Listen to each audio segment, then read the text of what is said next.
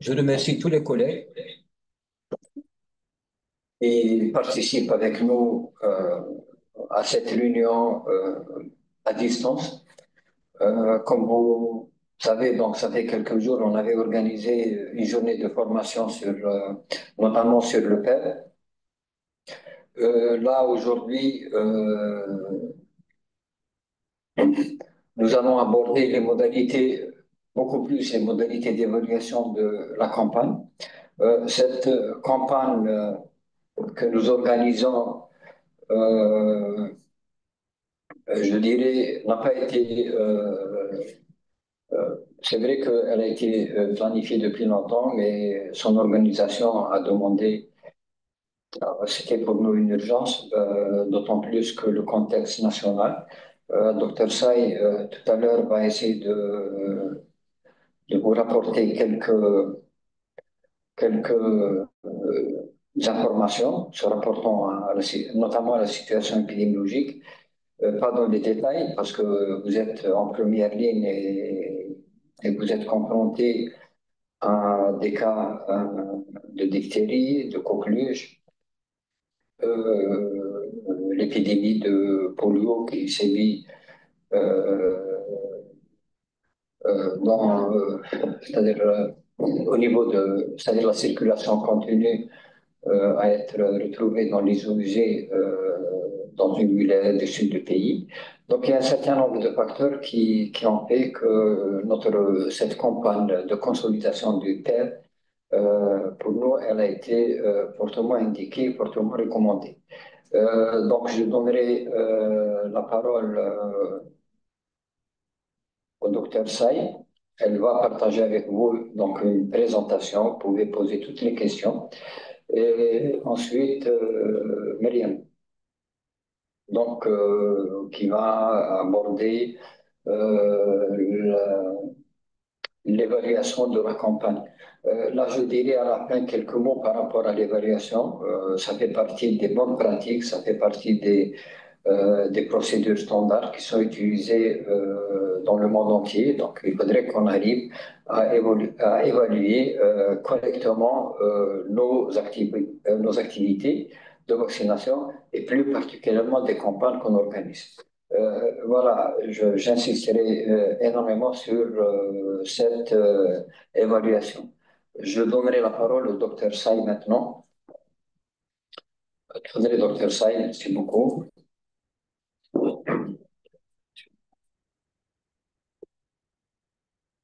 Bonjour à tous. J'ai juste le temps de partager l'écran.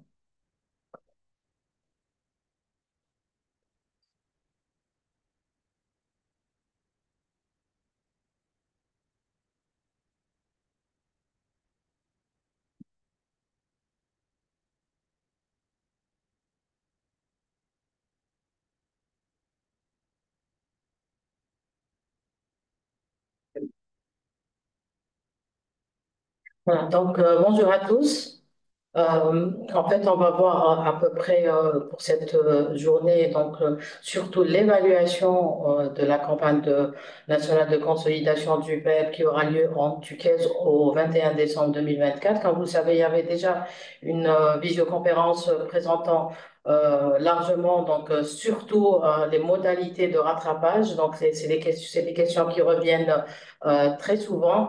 Même donc si vous avez remarqué lors de cette instruction, donc on avait fait référence à l'instruction relative au rattrapage vaccinal qui a été rédigée en mai 2023 à l'occasion de la première campagne de rattrapage. Et mais on reste toujours à votre disposition s'il y a des questions.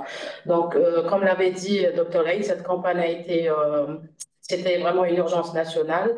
Je comprends que au niveau périphérique, les modalités donc de préparation demandent beaucoup d'efforts et beaucoup de temps également de votre part. Mais on est vraiment dans l'urgence de faire cette campagne de rattrapage et je peux vous dire que ça sera pas la seule. Tant que les taux de couverture nationale n'ont pas atteint les taux requis qui nous préviennent d'émergence et de réémergence des maladies à prévention vaccinale. Donc voilà, comme on l'avait dit, donc c'est la baisse de couverture vaccinale qui est derrière ça. Et cette baisse de couverture vaccinale a commencé déjà en 2018 et vraiment on a senti ça suite à la pandémie Covid et ça c'était vraiment d'impact international de la pandémie Covid-19 avec des chutes drastiques des taux de couverture vaccinale qui font qu'il y a réémergence de ces épidémies. Mais quand on l'avait dit, on avait déjà l'expérience de l'épidémie de rougeole en 2018 avec plus de 50 000 cas et 49 décès. Donc ça, c'est des cas confirmés en 2018, donc les 2 années où on a eu cette épidémie de rougeole. Par la suite, on a eu l'épidémie de polio qui a commencé déjà en juillet 2022 avec un cas, comme vous connaissez tous, de CVD-PV2, donc au niveau de la wilaya de Tamanrasset, suivi d'un deuxième cas au niveau de la wilaya de Togourt. Et jusqu'à l'heure donc, de 2022, malgré qu'il y a eu 5 passages de campagne de vaccination au niveau des wilayas concernées, on a toujours la circulation au niveau donc des eaux usées, donc la surveillance environnementale est toujours positive au niveau de la wilaya de Tamanrasset, ce qui veut dire que en fait, la transmission continue. Et en fait, tout ça est dû à une baisse des taux de couverture. On a également donc, l'épidémie de diphtérie qui a commencé en 2023 et qui a bien explosé en 2024, et celle de la coqueluche également. Et tout ça, donc, c'est des maladies, quand vous le comprenez bien, c'est des maladies à prévention vaccinale. Et donc, s'il y a apparition, c'est qu'il y a une baisse de la couverture vaccinale. Là, on a donc l'évaluation nationale que l'Algérie déclare à l'OMS chaque année.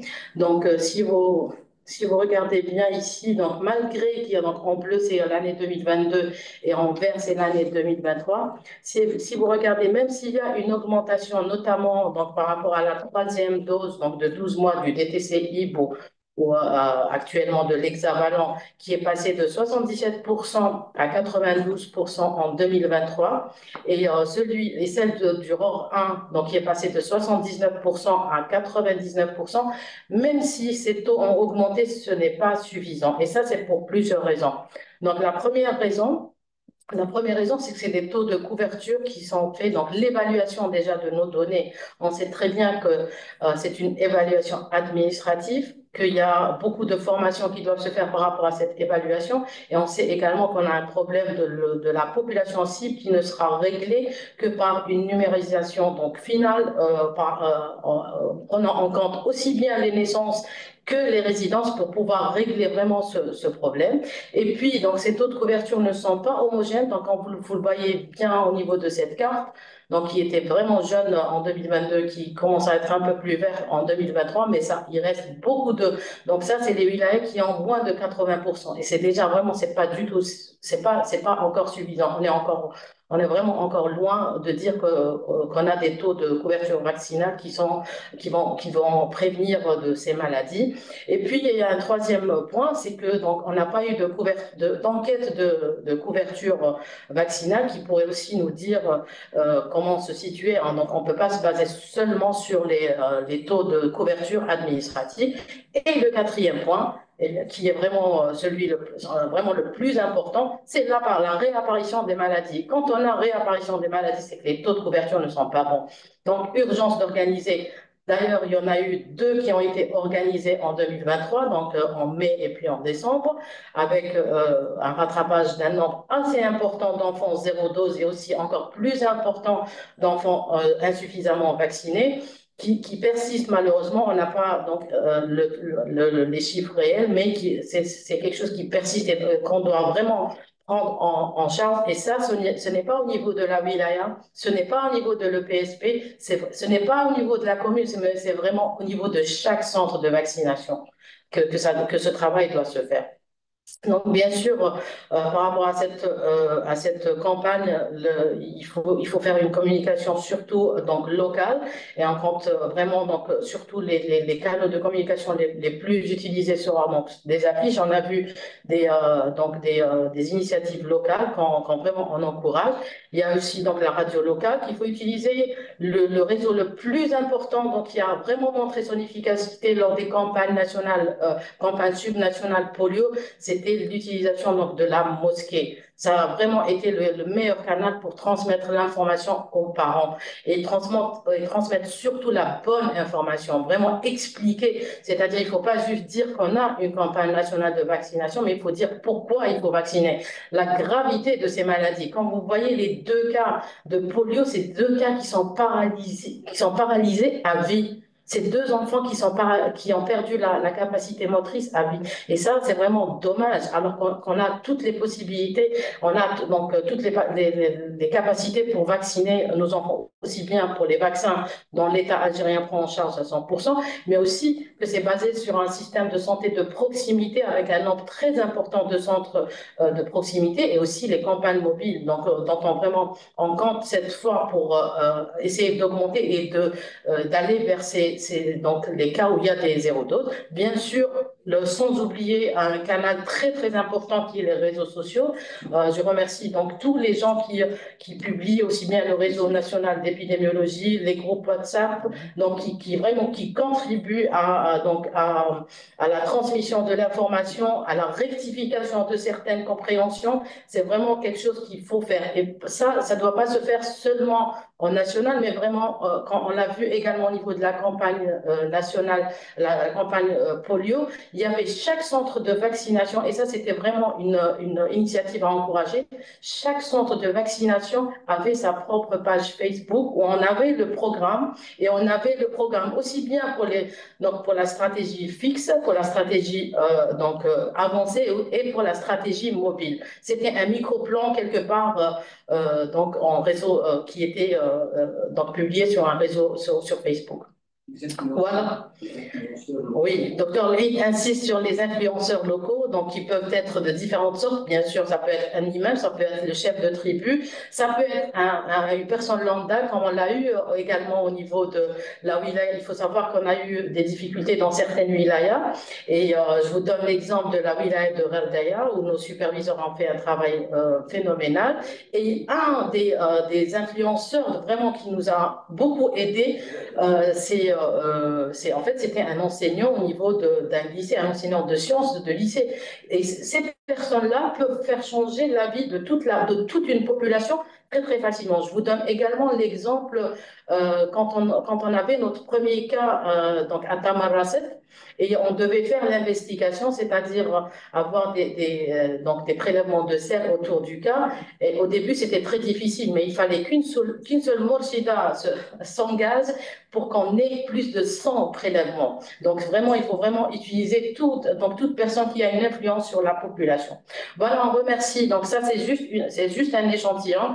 On remercie toutes les wilayas, tous les EPSP, tous les centres qui ont fait des initiatives locales de campagne, donc d'affiches pour la campagne de rattrapage. Aussi bien, comme on l'a vu au niveau des réseaux sociaux, ça a été aussi publié. Tu les invites à partager avec eux chez eux. Docteur Laïd vous demande de partager avec lui toutes ces affiches. En fait, ces affiches, pour moi, je les ai prises d'un groupe qui nous concerne, et aussi du groupe d'épidémiologie, le réseau d'épidémiologie. Donc là où en fait les personnes peuvent publier, mais Docteur Laïd vous demande vraiment de partager avec lui ces affiches. Donc vraiment qu'on encourage et qu'on félicite. On a déjà vu ce travail même lors des campagnes de polio quand on n'a pas pu faire des affiches au niveau national. Donc, bien sûr, on arrive au point qui est vraiment, il y a la campagne, il y a la logistique, la vaccination, les centres et tout ça, mais il y a un point qui est crucial, c'est l'évaluation de cette campagne qui doit aussi on doit avoir une évaluation quotidienne de cette campagne. Elle doit se faire, bien sûr, au niveau de chaque centre de vaccination, puis remonter au niveau de l'EPSP, par la suite au niveau de la DSP et finalement au niveau du PEV.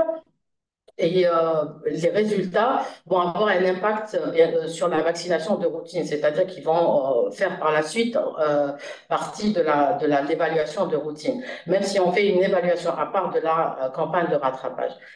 Donc, on insiste également sur donc l'évaluation va se faire sur Google Sheet, c'est-à-dire sur un fichier qui sera partagé avec vous par email. Docteur Reid, c'est pas encore partagé. Ouais, donc, il sera partagé avec vous par email. Donc, et on demande seulement, si, donc vraiment, je demande, c'est vraiment important, on a 273 EPSP.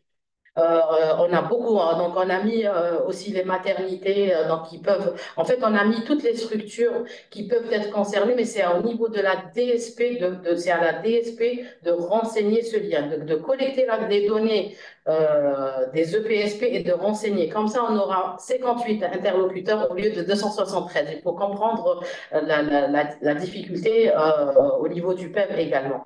Bien sûr, les données doivent être donc enregistrées, doivent être cohérentes. Doivent être complètes, même si on a fait une évaluation et elle n'a pas été complète, c'est-à-dire qu'on a eu par la suite des données de certains centres qui arrivent en retard, on peut les rajouter donc, le jour qui suit, et on insiste sur la promptitude des données. Donc, bien sûr, c'est-à-dire l'évaluation doit se faire à temps. Bien sûr, c'est pas le jour même de le premier, on va pas vous demander de faire ça le premier jour. Je sais que sur le terrain, c'est pas possible parce qu'il faut collecter les données de tous les centres de vaccination, puis par la suite des EPSP, mais on demande à ce que ça soit fait le lendemain matin avant 10 heures pour qu'on puisse nous le faire avant midi. C'est vraiment important, c'est comme on le faisait aussi pour le Covid.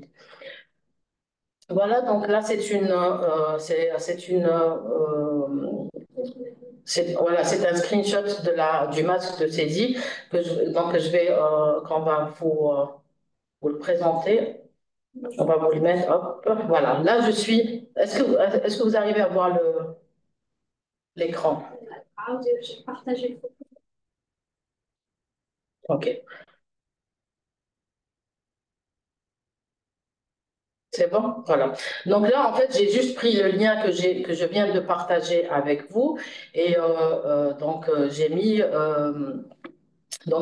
les. J'ai mis juste donc, ça sur Google ou n'importe quel explorateur pour avoir ce Google Sheet. Et là, vous voyez, donc c'est fait par Wilaya. Et puis, donc, vous avez ici les vaccins, donc du BCG, la première dose de naissance de l'HPV, première dose hexavalent, pneumocoque et VPO oral, et puis les deuxièmes la deuxième dose, et puis la troisième dose, et les doses de ROR, la une et la première et la deuxième.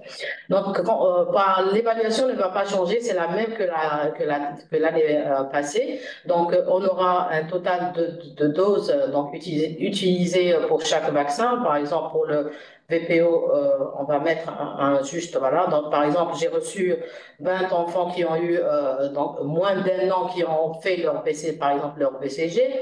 On a eu 15 enfants qui ont eu un vaccin, donc on renseigne ça et par rapport à l'âge, donc on a séparé les moins d'1 an et entre 1 et 5 ans. Ça, c'est pour les enfants qui sont 0 dose. Alors, la définition d'un enfant 0 dose, c'est celui qui n'a pas reçu la première dose du DTC. Donc, pour nous, c'est l'hexavalent, c'est la dose de 2 mois.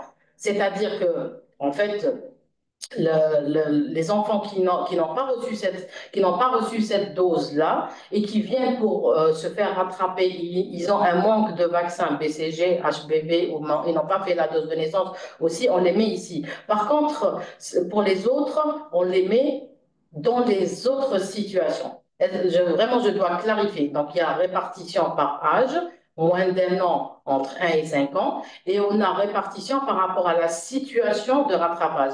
Là, c'est les 0 doses, comme c'est écrit, c'est-à-dire qu'il n'a pas la première dose de DTC, donc il n'a pas la première dose d'hexavalent ou du DTC-IP avant. Si je voudrais un peu nous mettre quelqu'un qui a 2 mois, il est bien pour sa vaccination. Oui. Il ne faut pas que ça soit... Donc, voilà, Dr. Reid insiste par rapport au délai donc, c'est des situations où il y a un retard vaccinal, bien sûr. Donc, celui qui vient pour une vaccination où il a l'âge de 2 mois, on ne va pas le mettre ici, il va passer dans la vaccination de routine. Les autres situations, en fait, c'est toute autre situation. Comme vous savez, on va les trouver surtout entre 1 et 5 ans, là où on a beaucoup de rattrapage, notamment juste avant donc juste avant l'entrée scolaire. Mais donc, en fait, dans notre population cible, on avait dit les enfants de moins de 6 ans, c'est-à-dire les non scolarisés. Maintenant, si un enfant qui se présente dans une autre situation, il faudra l'accepter. Et ça, en dehors de toute campagne de rattrapage. Donc, même dans la pratique actuelle, je n'ai pas besoin de l'envoyer en santé scolaire pour se faire rattraper parce que les vaccins se trouvent au niveau des PMI. Je n'ai pas besoin de demander à son médecin traitant de me mettre une ordonnance. C'est une prérogative et c'est une activité de la PMI. Et je n'ai pas à demander une autorisation non plus de son pédiatre. Donc vraiment, ça doit se faire, en fait, ça doit rentrer dans l'activité quotidienne. Quand il y a des enfants qui sont pas vaccinés, soit zéro dose ou insuffisamment vaccinés, il faut le faire tous les jours. Donc moi, j'ai eu des situations sur le terrain moi-même où on me demande de donner l'autorisation pour un enfant de 5 ans, juste avant de 6, enfin presque 6 ans, juste avant la rentrée scolaire, pour qu'on puisse le vacciner dans une PMI. Ce n'est pas normal. Il doit se faire vacciner sans aucun obstacle. J'ai eu aussi des pédiatres qui m'appellent pour les mêmes obstacles, on l'envoie, donc l'enfant reste entre santé scolaire et PMI, et ça, c'est pas une situation acceptable. Donc vraiment, il faut corriger ça au niveau de toutes les PMI et faire circuler cette information. Aussi, donc bien sûr, c'est une occasion pour essayer de convoquer tous les enfants qui ont un retard, les vides au niveau de nos registres, même si je sais que les difficultés par rapport au numéro de téléphone et par rapport aux adresses, mais faire le maximum. Et surtout là, donc, quand il y a des clusters de zéro dose ou de populations qui sont vulnérables, notamment donc les nomades ou les migrants, c'est l'occasion de faire des campagnes mobiles et de les vacciner. On insiste sur ça.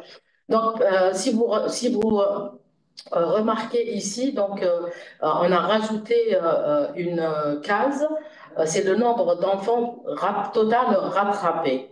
Donc là, vous allez l'avoir par la suite. Nous, on va l'avoir par wilaya, mais parce que c'est la DSP qui va renseigner. Donc, elle va faire le total et il va nous le faire.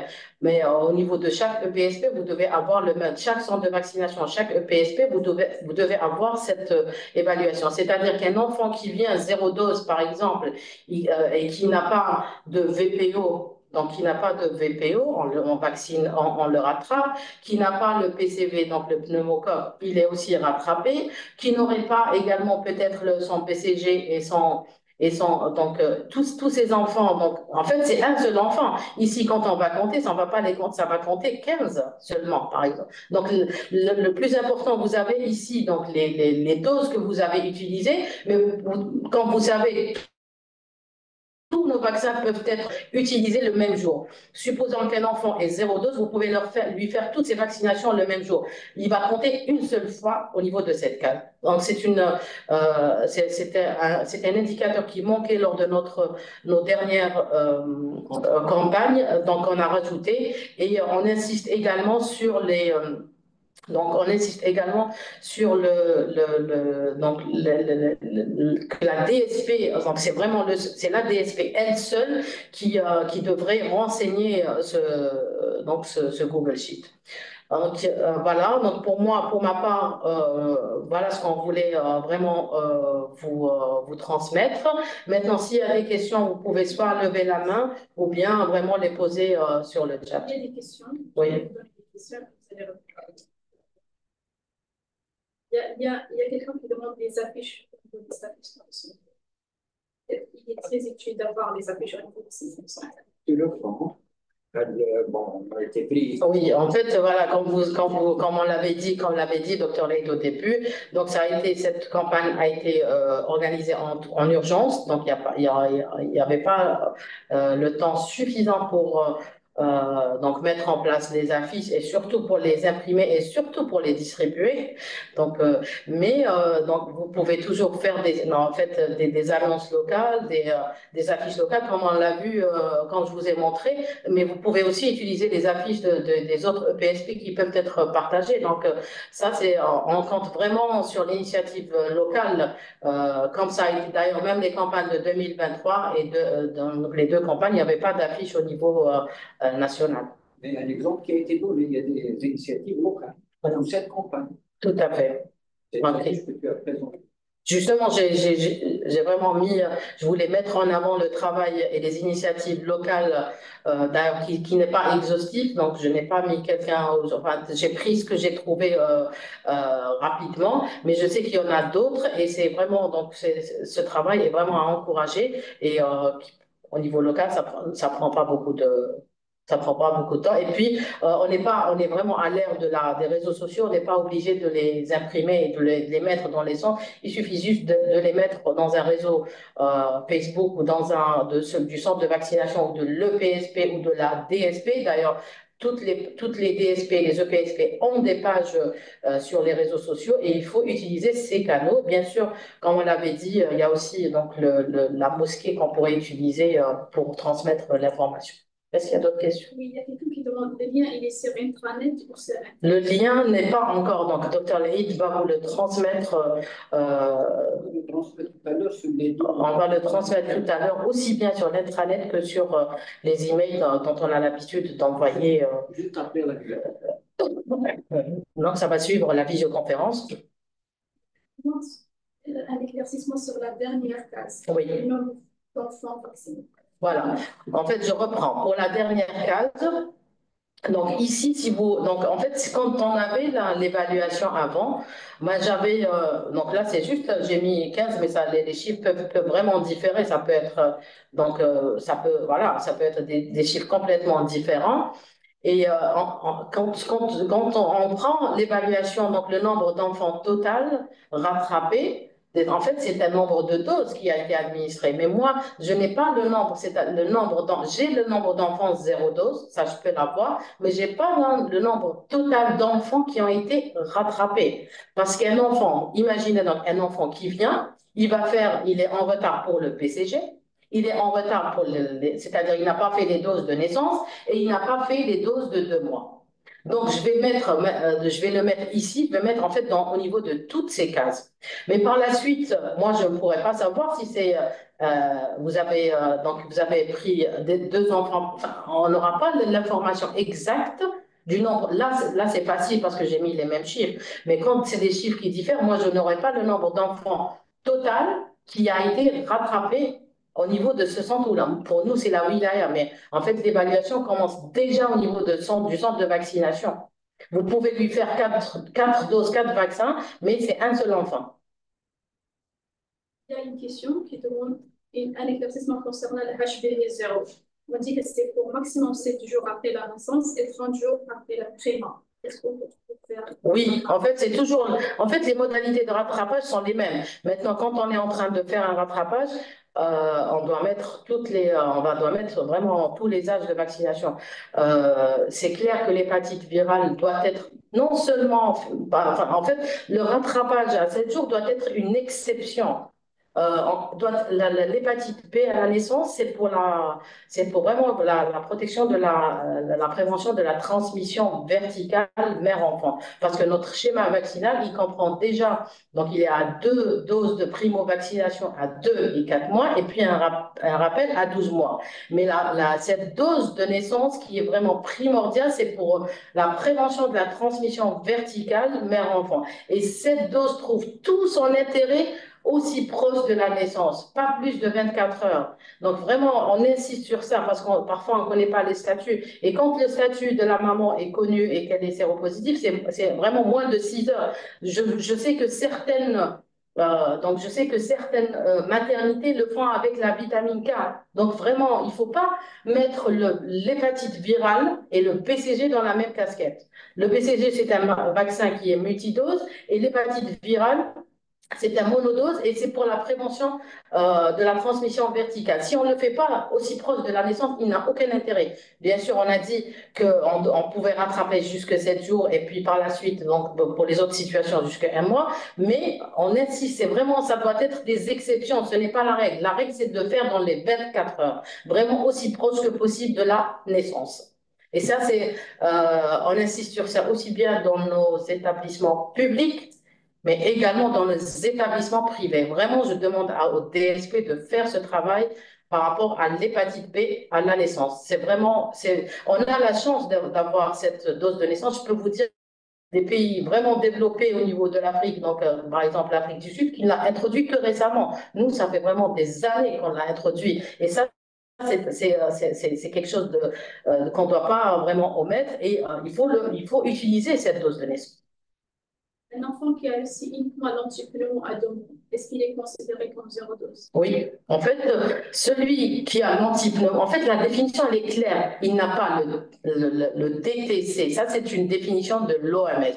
Le DTC, chez nous, donc, comme les enfants sont de moins de 6 ans, il peut être, soit on parle de l'hexavalent pour l'accord d'enfants qui sont nés après le 15 octobre 2023, ou bien avant, on parle du tétravalent DTCI. Mais la définition, c'est celui qui n'a pas le vaccin contre la diphtérie, le tétanos et la coqueluche. Donc, on est en épidémie actuellement, diphtérie et coqueluche. Il y a beaucoup de gens qui posent la question concernant le retard. Est-ce que vous pouvez définir ce qu'est un enfant? En fait, voilà, c'est très difficile de définir. D'ailleurs, même si vous voyez donc dans la visioconférence qui a précédé, alors, il n'y avait pas donc de définition de ce retard. Le plus important, c'est de rattraper. En fait, même au niveau international, il n'y a pas de consensus clair par rapport au retard vaccinal. On parle de certains chiffres, mais il n'y a pas de consensus. Même si vous allez chercher, vous allez trouver des références qui sont différentes. Et nous, le plus important ici, c'est vraiment de rattraper tout enfant. Même si, en fait, la dernière fois, en 2023, il y avait une certaine définition qui a été faite au niveau donc des diapos, mais donc il ne faut pas vraiment rester sur ce détail, dont il n'y a pas de consensus ni national ni international d'ailleurs. Il faut rattraper toutes les situations. Il y a quelqu'un qui dit qu'on aimerait bien avoir les guides aujourd'hui. Normalement, il sera partagé au niveau du ministère de la Santé, du site du ministère de la Santé aujourd'hui.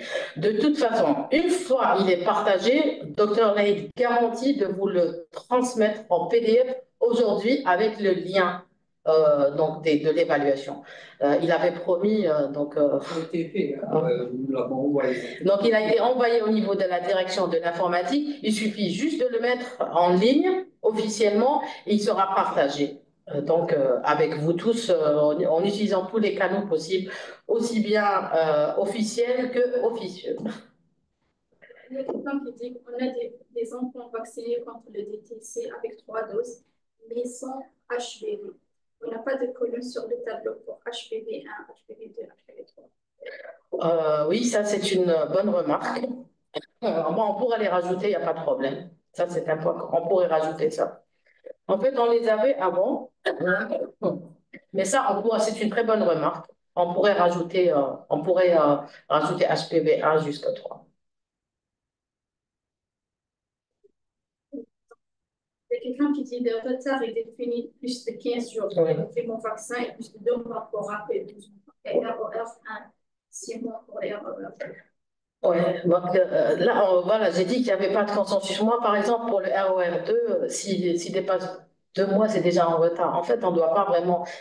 Ça, c'est des données qui sont internationales. C'est vrai qu'elles ont été partagées. On peut les prendre, mais il n'y a pas de consensus ni international ni national là-dessus. Donc, on préfère ne pas les partager.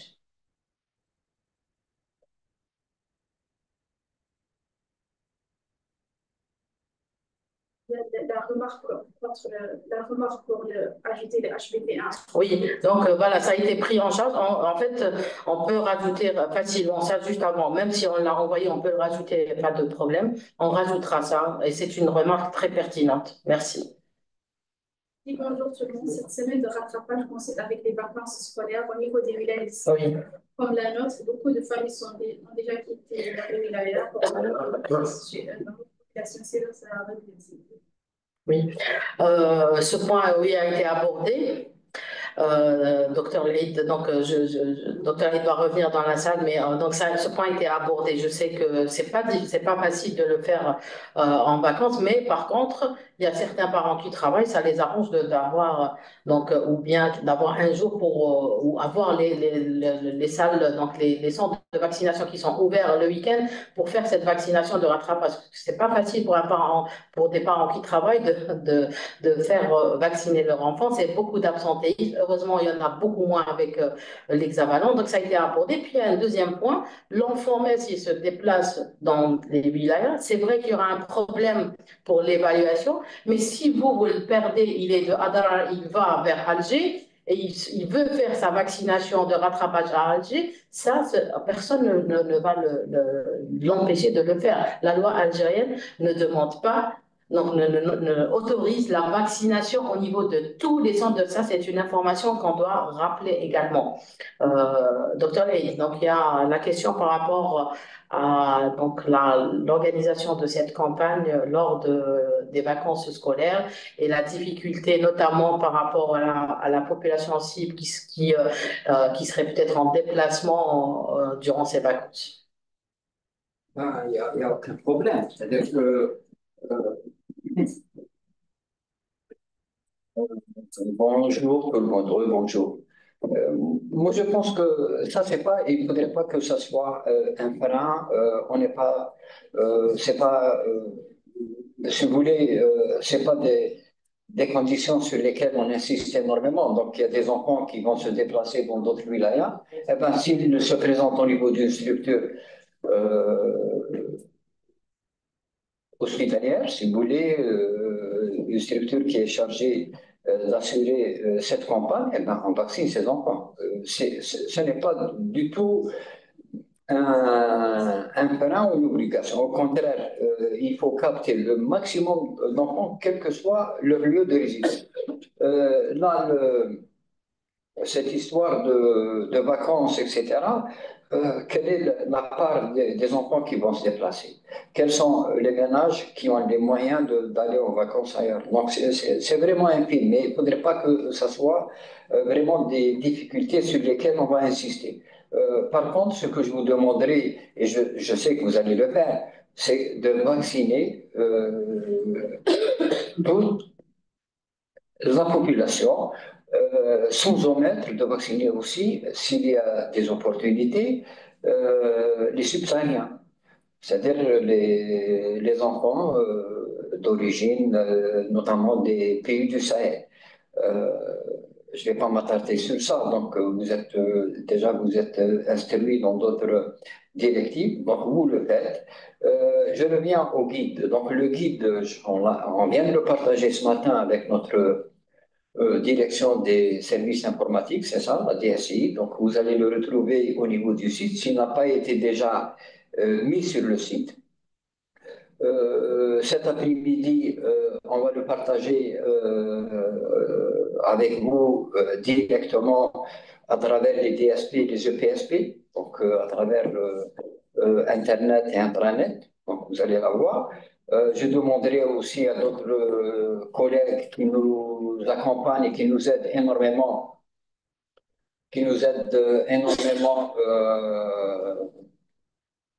à travers les réseaux sociaux, notamment les pages Facebook, qui sont destinées pour certaines à promouvoir le programme élargi de vaccination, et je les remercie pour ces initiatives.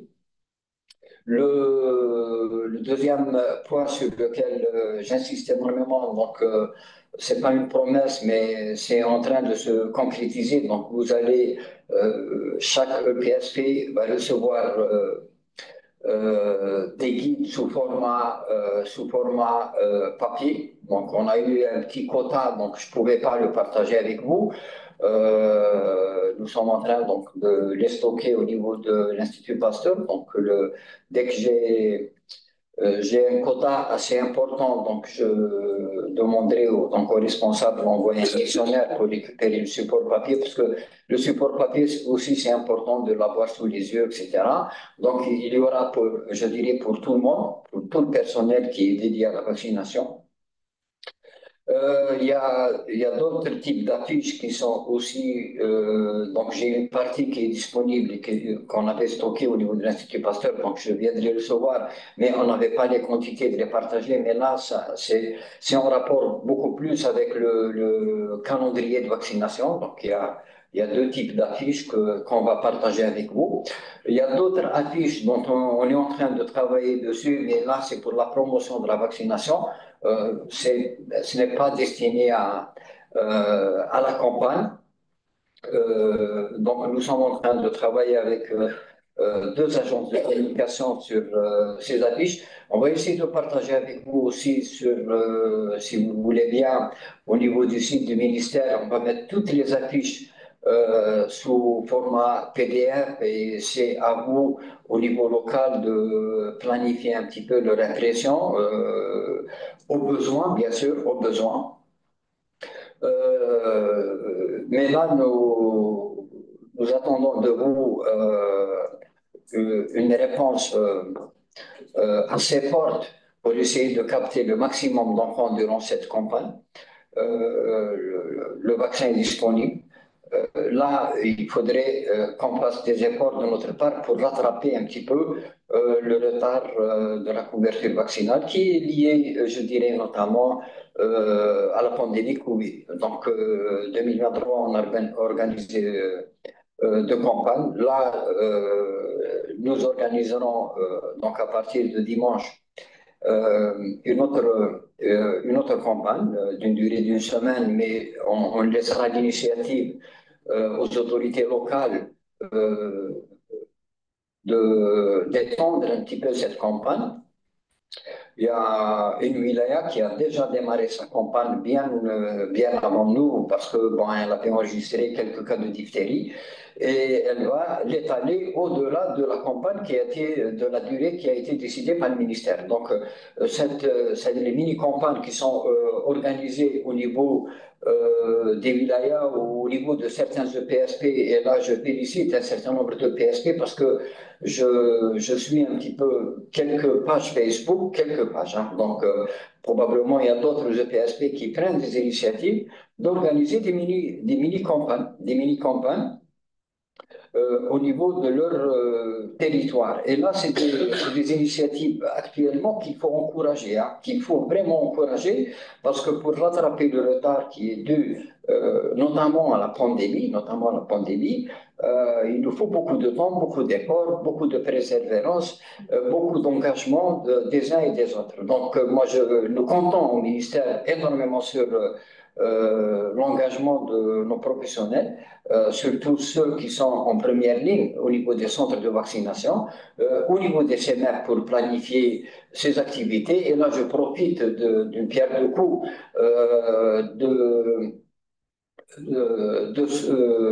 d'élaborer des micro-plans. Les micro-plans doivent être annuels et je profite pour que ces micro-plans, de toute façon, si vous avez remarqué, dans chaque directive qu'on fait, on parle de micro-plans. Donc les micro-plans doivent être visés par le directeur. J'insiste énormément. Les microplans doivent être donc visés par monsieur le directeur de l'établissement parce que ça nécessite quand même parfois un engagement financier. Vous pouvez compter sur nous au ministère d'un appui très fort par rapport à ce programme. Ça, c'est indéniable. Docteur Saï a parlé un petit peu des efforts de l'État algérien concernant le calendrier de vaccination, notamment certaines introductions de vaccins qui coûtent énormément cher, hein, pour vous le dire. Donc, l'État a consenti beaucoup d'efforts. Nos experts aussi font un effort extraordinaire pour partager avec vous les nouvelles connaissances. Et effectivement, il nous reste beaucoup de travail à faire, surtout en termes de renforcement de capacité. Ce qui est sûr, c'est qu'en 2025, là, nous sommes sortis donc, effectivement, pratiquement, nous tous professionnels, nous étions tous réquisitionnés pour y poster pandémie Covid-19, donc à partir de la fin 2022, on essaie de reprendre nos activités de routine. Et dans le cadre du renforcement de capacité, soyez-en sûrs que 2025 va être très très riche et ça va être des formations, je dirais, si ce n'est pas in situ, ça va être au moins des formations régionales. Donc, on va reprendre un petit peu, donc avec, bien sûr, ces formations, on va être accompagné de présentations des évaluations des wilayas. Ils vont être accompagnés aussi par des missions de supervision d'experts au niveau des wilayas, notamment les wilayas qui ont des difficultés pour augmenter leur taux de couverture. Des supervisions beaucoup plus pédagogiques pour essayer d'identifier ce qui freine. Là, je profite, je ne vais pas citer la wilaya, je profite, il y a une wilaya que je remercie énormément et j'étais agréablement surpris parce qu'elle organise la fin, la fin de l'année, donc ils se reconnaîtront.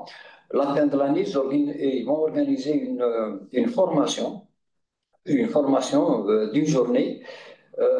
Et cette formation dont le programme est bien étoffé, il se rapporte au pair, mais il est destiné aux professionnels, aux agents vaccinateurs de première ligne, avec l'organisation d'ateliers d'apprentissage.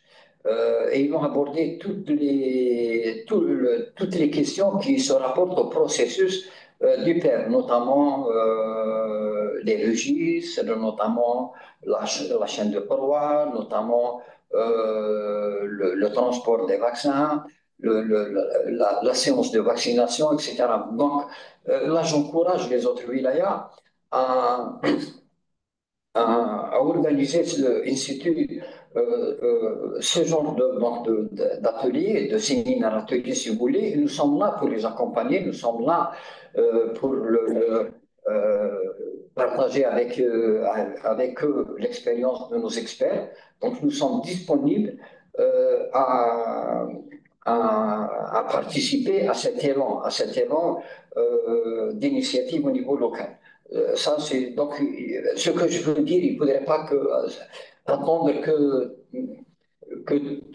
c'est-à-dire attendre un petit peu les directives du ministère de la Santé. Donc, nous vous laissons toute la latitude d'organiser ce genre donc, de formation au niveau local. Et je sais que vous avez, toutes les wilayas possèdent en son sein des compétences extraordinaires. Et d'ailleurs, moi-même, j'apprends beaucoup de choses de certains de mes collègues qui sont au niveau du terrain. Donc, il ne faut pas, au contraire, il faut valoriser les compétences qui se retrouvent au niveau des wilayas. Et bon, pour d'autres raisons, on peut aussi renforcer l'équipe quand il y a ce genre d'initiative par une expertise nationale ou régionale, etc. Donc là, nous comptons énormément sur vous. Donc Dr Say et Mariam vont revoir, puisqu'il y a une question pertinente qui a été posée, donc le canevas d'évaluation. Elle va être revue. Il y a une autre, donc il y a les guides, et les affiches concernant le calendrier de vaccination. Donc il va y avoir assez d'affiches pour les partager avec tous les centres de vaccination, qu'ils soient publics ou privés. Il y a les supervisions, il y a les formations régionales pour 2025. On va partager avec vous aussi sur une plateforme du ministère de la Santé, mais c'est une plateforme officielle pour évaluer l'inventaire de la chaîne de proie. Et là, ça a comme objectif d'évaluer un petit peu ce qui existe au niveau des établissements de santé. Ça va nous permettre, avec d'autres directions du ministère, de voir, parce qu'on le sait, la majorité des équipements que possèdent nos établissements, pour la plupart, ils sont domestiques. Donc, ce n'est pas des équipements homologués. Et on a besoin de ce genre d'informations pour pouvoir planifier pratiquement voir comment trouver des financements pour que on va mettre un petit peu de l'ordre au niveau de la chaîne de froid. Je partage aussi avec vous une information. Donc, il y a un guide et il y a des SOPs qui ont été donc élaborés. Il ne reste, concernant la chaîne de froid, il ne reste que leur validation par nos experts. Et dès qu'ils sont validés, on va partager avec vous aussi et on va organiser des séances de formation sur le guide de la chaîne de froid. Bon, il y a certains parmi vous qui ont déjà participé à leur élaboration, parce qu'on avait organisé des séminaires ateliers. Et là, bon, nous sommes à la phase finale et ça va être partagé durant probablement le premier trimestre 2025. Voilà ce que j'ai à vous dire. Docteur Say, est-ce qu'il y a d'autres questions qui concernent un petit peu la gestion du programme? Sinon, Une question, donc il y a une question qui est récurrente et qui a été largement abordée par nos experts lors de la dernière visioconférence. Et d'ailleurs même, il y a eu des réponses au niveau du chat. Donc en fait, c'est par rapport au rattrapage d'un enfant qui est scolarisé de 6 ans. Qu'est-ce qu'on fait comme vaccin? Donc là, vraiment, donc, ça a été bien répondu. Donc avant la on ne prend pas vraiment compte de l'âge, comme l'a dit le professeur Smati, mais si un enfant est scolarisé en première année et qu'il est zéro dose, on utilise le DTCA BPI pour le rattrapage, bien sûr, sans oublier l'aurore et l'hépatite B et le BPO. Et s'il n'est pas scolarisé, on utilise l'hexavalent. Et bien sûr, comme on l'avait dit, si on fait par exemple un enfant qui est 5 ans, zéro dose, et qu'on rattrape avec l'hexavalent, par la suite à 6 ans, donc la dose de DTCA VPI va être recalée à 11-13 ans. Donc ça a été vraiment abordé. Et puis, donc, je vous rappelle qu'il y a l'instruction de 2023, numéro 13-2023, de mai 2023, qui reporte en long et en large les modalités de rattrapage. Et bien évidemment, il y aura le guide qui sera donc à la fin de cette journée, qui sera partagé avec tout le monde. Et là où il y a toute une partie qui est vraiment dédiée au rattrapage vaccinal. Il y a une autre question que je trouve aussi pertinente et dans une remarque qui a été aussi faite lors des campagnes de polio, c'est donc de faire ces formations en arabe. Et là, je comprends cette difficulté, donc, mais il n'y a aucun problème. Moi-même, j'ai fait cette formation lors de l'introduction du calendrier 2023 en totalité sur 2 jours en arabe. Il n'y a aucun problème par rapport à ça.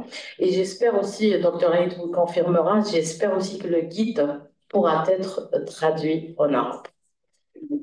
Voilà. Donc, je demande une information. Voilà, je ne sais pas s'il y a d'autres questions.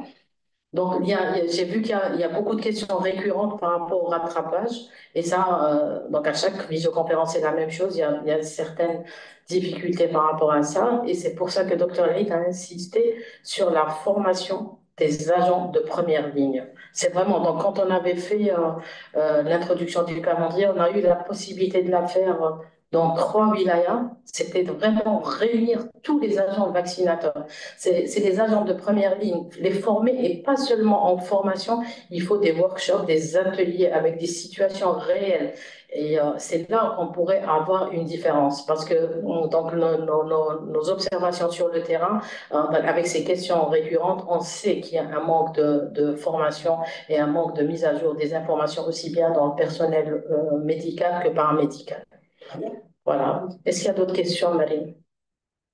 D'accord. Voilà. Donc, justement, par rapport à cette question d'hépatite B, donc qui était de l'ajouter au niveau de l'évaluation, le cas de zéro dose qui aurait 6 ans, qui serait en première année, ben c'est vrai, donc on va le rattraper avec,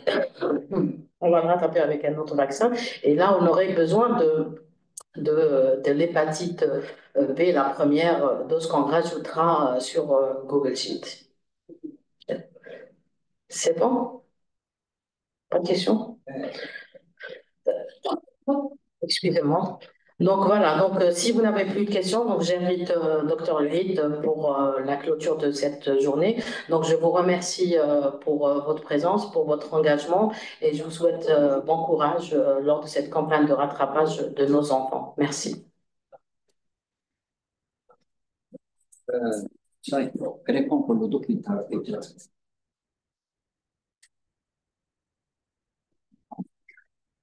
Donc voilà, nous sommes arrivés à la fin. Donc, ce qui paraît, il y a une mise à jour du site du ministère de la Santé. Je vais confirmer cette information.